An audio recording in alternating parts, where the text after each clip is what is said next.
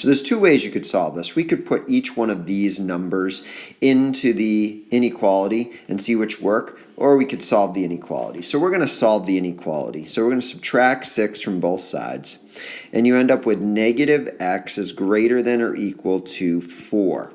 Now, whenever you have a negative x, it's like you have a negative 1 in front. So I'm going to give myself a little bit more room there, and I'm going to put a 1 there. And then you can divide both sides by negative 1.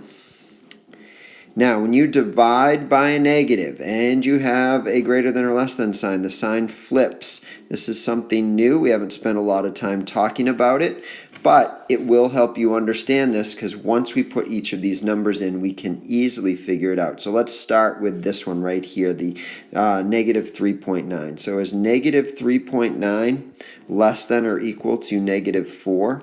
No, actually it's greater than, because when we're at the negatives, the negative 3.9 is closer to 0. So that one won't work. So let's try 4. Is 4 less than or equal to negative 4? No, it's bigger, so that one won't work either. Okay, so let's create some room down here. And let's try the negative 4.01. Negative 4.01, less than or equal to negative 4? It is less than 4. It's further from 0, so that one works.